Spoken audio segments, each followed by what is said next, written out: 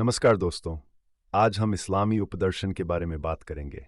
उपदर्शन वह विज्ञान है जो अस्तित्व और वास्तविकता के मूलभूत प्रश्नों का अध्ययन करता है। इस्लाम में उपदर्शन का महत्वपूर्ण स्थान है जो हमें हमारे जीवन और अस्तित्व की गहराइयों को समझने में मदद करता है। इस्लामी उपदर्शन की बात करें तो हमें पहले इस्लामी दार्शनिकों का उल्लेख करना होगा।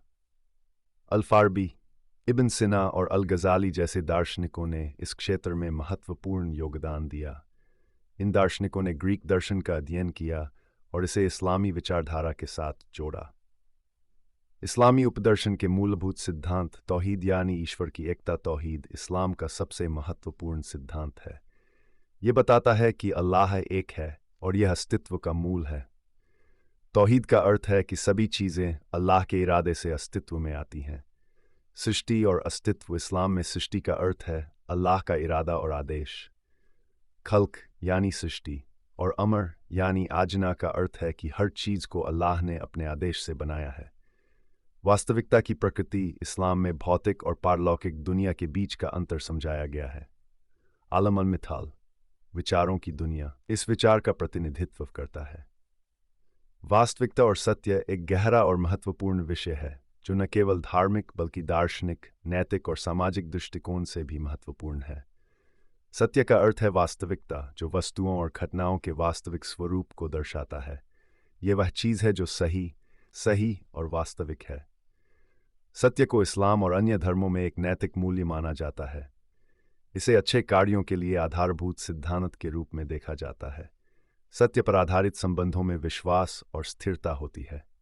जब लोग सच बोलते हैं तो उनके बीच में एक मजबूत बंधन बनता है। इस्लाम में सत्य को अत्यधिक महत्व दिया गया है। कुरान में कई स्थानों पर सत्य का उल्लेख किया गया है। इसे अल्लाह की ओर से दी गई एक विशेष गुण के रूप में देखा जाता है। नबी पैगंबर का उदाहरण हज़रत मोहम्मद अलैहिस्सलाम को सादिक यानी सच्चा और अमीने यानी विश्वसनीय के रूप में जाना जाता था। उनका जीवन सत्य और ईमानदारी का आदर्श उदाहरण का एक महत्वपूर्ण स्रोत है। जब व्यक्ति सत्य को जानता है तो वह सही निर्णय ले सकता है और अपने कार्यों में सच्चाई का पालन कर सकता है। सत्य की खोज मानव का एक नैतिक और दार्शनिक प्रयास है। लोग अपने जीवन में सच्चाई को समझने और उसके अनुसार जीने का प्रयास करते हैं। सत्य सामाजिक न्याय और समानता के लिए आवश्यक है। जब समाज में सत्य का पालन होता है तो लोगों के अधिकारों का सम्मान किया जाता है और अन्याय का अंत होता है। झूठ और असत्य से समाज में विभाजन, संघर्ष और अन्याय उत्पन्न होता है। इसलिए सत्य का पालन करना आवश्यक है। सत्य की खोज व्यक्ति को अपने अंदर झांकने और अपने कार्यों और विचारों का मूल्यांकन करने के लिए प्रेरित करती है। सत्य के प्रति समर्पित जीवन जीने से व्यक्ति को मानसिक और आध्यात्मिक शांति मिलती है। सत्य एक महत्वपूर्ण मूल्य है जो जीवन के हर पहलू को प्रभावित करता है। ये न केवल व्यक्तिगत विकास के लिए आवश्यक है बल्कि समाज में सामंजस्य और न्याय स्थापित करने में भी महत्वपूर्ण भूमिका निभाता है। सत्य को अपनाना हमें एक बेहतर इंसान बनाने की दिशा में प्रेरित करता है और जीवन में सच्चे और सकारात्मक बदलाव लाता है। आत्मा और शरीर, आत्मानी के बीच का संबंध समझाना आवश्यक है। इस्लाम में आत्मा अमर है और शरीर केवल एक अस्थायी आवास है। आत्मा इस्लाम में एक महत्वपूर्ण और गहन विषय है। आत्मा का सिद्धांत न केवल धार्मिक दृष्टिकोण से बल्कि दार्शनिक और नैतिक दृष्टिकोण से भी महत्वपूर्ण है। इस्लाम में आत्मा को रूह कहा जाता है। यह जीवन का मूल तत्व है जो मानव शरीर में निवास करती है। आत्मा अमर होती है और इसके जीवन का उद्देश्य ईश्वर की आराधना और उसकी इच्छा के अनुसार जीना है। इस्लाम के अनुसार अल्लाह ने मानव की आत्मा को उसके शरीर में डालने का निर्णय लिया। कुरान में कहा गया है कि जब अल्लाह ने आदम को बनाया तो उन्होंने उसमें अपनी आत्मा का एक अंश डाल दिया। आत्मा और शरीर का संबंध एक गहन संबंध है। जबकि शरीर भौतिक है और नश्वर है, आत्मा अमर है और इसकी वास्तविकता अदृश्य है। आत्मा का मुख्य उद्देश्य अल्लाह की आराधना करना और अच्छे कर्म करना है। अच्छे कार्यों से आत्मा को शांति मिलती है, जबकि बुरे कार्य आत्मा को दुख और कष्ट पहुंचाते हैं। इस्लाम में यह विश्वास है कि मृत्यु के बाद आत्मा एक नई यात्रा पर निकलती है। मृत्यु के बाद आत्मा को एक विशेष स्थान पर ले जाया जाता है जहां उसके कर्मों का हिसाब होता है। अच्छे कर्म करने वाली आत्माएं जन्नत में जाती हैं, जबकि बुरे कर्म करने वाली आत्माएं जहन्नम में दंडित होती हैं। इस्लाम में आत्मा की शुद्धि पर बहुत जोर दिया गया है। यह आत्मा को अच्छे कार्य, प्रार्थना और अल्लाह की ओर सच्चे मन से मुड़ने के द्वारा किया जा सकता है। आत्मा के विकास के लिए व्यक्ति को अपने कार्यों के प्रति जिम्मेदार और नैतिक होना चाहिए। यह सुनिश्चित करता है कि आत्मा शुद्ध और सशक्त बनी रहे। इस्लामिक दार्शनिकों ने आत्मा की प्रकृति और उसके अस्तित्व के बारे में कई विचार किए हैं। कुछ दार्शनिकों ने आत्मा की अमरता और उसके भौतिक शरीर से अलगाव पर विचार किया है। आत्मा का अध्ययन एक ऐसा विषय है जिसे विज्ञान और तर्क के माध्यम से समझना कठिन है। यह एक आध्यात्मिक अनुभव है जो व्यक्ति की आस्था और विश्वास से जुड़ाव का एक मूलभूत सिद्धांत है, जो जीवन और मृत्यु के अर्थ को समझने में महत्वपूर्ण है। आत्मा का उद्देश्य अल्लाह की आराधना करना, अच्छे कर्म करना और परलोक में सफल होना है। यह हमें अपने जीवन के प्रति जिम्मेदार और सजग रहने की प्रेरणा देती है, ताकि हम अपनी आत्मा को शुद्ध और सुरक्षित रख सकें। इस्लामी ब्रह्मांड विज्ञान इस्लाम में ब्रह्मांड की संरचना को समझना भी आवश्यक है। इसमें फरिश्तों और जिन्नों की भूमिका होती है, जो भौतिक और पारलौकिक दुनिया के बीच के पुल का काम करते हैं। इस्लामी ब्रह्मांड विज्ञान यानी इस्लामिक कॉस्मोलॉजी एक महत्वपूर्ण विषय है, जो इस्लाम के धार्मिक और दार्शनिक सिद्धांतों को आधार बनाते हुए ब्रह्मांड की संरचना, उसके निर्माण और उसकी प्रकृति को समझने की कोशिश करता है। इस्लाम में ब्रह्मांड विज्ञान की कुछ प्रमुख विशेषताएं हैं, जैसे अल्लाह की सृष्टि। इस्लाम में मान्यता है कि ब्रह्मांड का निर्माण अल्लाह ने अपनी इच्छा से किया है। अल्लाह ही सृष्टि का स्रष्टा है और हर चीज़ उसके आदेश से अस्तित्व में आई है। कुरान में कई आयतें हैं जो ब्रह्मांड के निर्माण और उसकी महानता का वर्णन करती हैं, जैसे कि आकाश और पृथ्वी का निर्माण।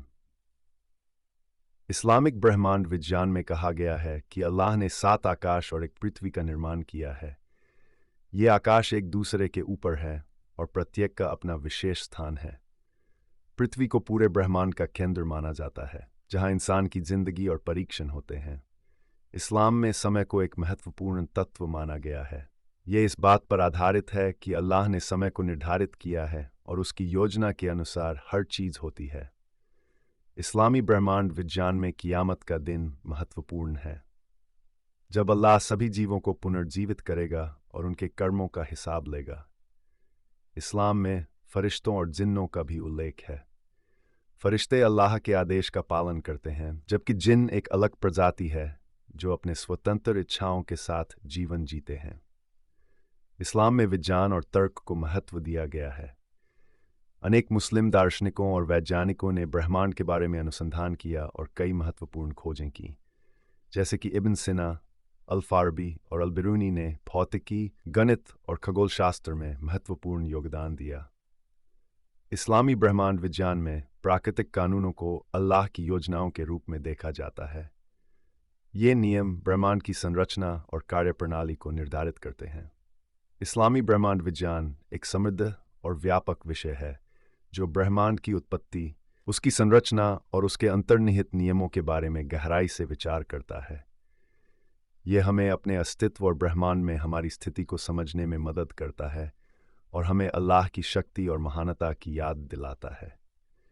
इसके साथ ही यह विज्ञान और धर्म के बीच संतुलन बनाने की दिशा में भी महत्वपूर्ण है। परलोक इस्लाम में परलोक का विचार भी महत्वपूर्ण है। जन्नत और जहन्नम के जीवन के बाद के अस्तित्व के बारे में बताते हैं। ये विचार हमारे वर्तमान जीवन को प्रभावित करते हैं और हमें बेहतर बनाने की प्रेरणा देते हैं। परलोक इस्लाम के महत्वपूर्ण सिद्धों में से एक है। यह विश्वास है कि मृत्यु के बाद व्यक्ति की आत्मा का जीवन जारी रहता है और उसे उसके अच्छे या बुरे कार्यों के आधार पर इनाम या सजा दी जाती है। यहाँ परलोक के बारे में विस्तार से जानकारी दी गई है। इस्लाम में यह विश्वास है कि जीवन केवल इस दुनिया तक सीमित नहीं है। आत्मा की अमरता का सिद्धांत हमें बताता है कि मृत्यु एक अंत नहीं, बल्कि एक नए जीवन की शुरुआत है। इस्लाम में यह कहा गया है कि अच्छे कार्य करने वाले व्यक्तियों को जन्नत में दाखिल किया जाएगा। अल्लाह ने अच्छे कर्मों का बड़ा इनाम रखा है और यह विश्वास हमें अच्छे कार्य करने के लिए प्रेरित करता है। जिन लोगों ने बुरे कार्य किए हैं, उन्हें जहन्नम में दंडित किया जाएगा। यह एक चेतावनी है जो हमें बुराई से बचने के लिए प्रेरित करती है। जन्नत को इस्लाम में स्वर्ग के रूप में परिभाषित किया गया है, जहां नेक लोग अपने अच्छे कर्मों के फल के रूप में निवास करेंगे। जन्नत में अनंत खुशियां, सुख और आनंद हैं। यहाँ न कोई दुख होगा, न कोई दर्द। जन्नत के विभिन्न स्तर और दर्जे हैं और हर व्यक्ति के कर्मों के अनुसार उसे एक स्थान दिया जाएगा। जहन्नम एक ऐसी जगह है जहां बुरे कर्म करने वालों को दंड दिया जाता है। यहाँ पर अनेक प्रकार की सजा दी जाती है और यह स्थान कष्टदायी है। जैसे जैसे व्यक्ति के बुरे कर्मों की मात्रा बढ़ती है, उसे दंड भी उतना ही कठोर मिलता है। इस्लाम में पुनर्जन्म का सिद्धांत नहीं है। इसके बजाय एक बार की मृत्यु के बाद आत्मा को अल्लाह के सामने लाया जाता है, जहां उसके कर्मों का हिसाब होता है। कियामत का दिन उस दिन को कहा जाता है जब अल्लाह भी जीवों को पुनर्जीवित करेगा और उनके कर्मों का हिसाब लेगा। इस दिन सभी लोगों को उनके अच्छे और बुरे कार्यों के अनुसार जन्नत या जहन्नम में भेजा जाएगा। इस्लाम में परलोक का सिद्धांत हमारे जीवन के लिए एक मार्गदर्शक की तरह है। यह हमें अपने कार्यों के प्रति सजग करता है और यह सिखाता है कि जीवन का उद्देश्य केवल इस दुनिया में सीमित नहीं, बल्कि हमें अपनी आत्मा को सुरक्षित और विकसित करने का प्रयास करना चाहिए। परलोक के सिद्धांत पर विश्वास करने से व्यक्ति को अपने कर्मों की जिम्मेदारी लेने और अपने जीवन को एक सकारात्मक दिशा में ले जाने की प्रेरणा मिलती है। आज के समय में इस्लामी उपदर्शन का महत्व और भी बढ़ गया है। यह हमें जीवन की गहराइयों को समझने में मदद करता है और समकालीन मुद्दों के समाधान में मार्गदर्शन प्रदान करता है। तो दोस्तों, आज हमने इस्लामी उपदर्शन के विभिन्न पहलुओं के बारे में बात की। हमें उम्मीद है कि आप इस विषय पर और गहराई से सोचेंगे और समझेंगे। कॉल टू एक्शन: अगर आपको ये वीडियो पसंद आया हो तो कृपया इसे लाइक करें, अपने विचार साझा करें और हमारे चैनल को सब्सक्राइब करें। धन्यवाद।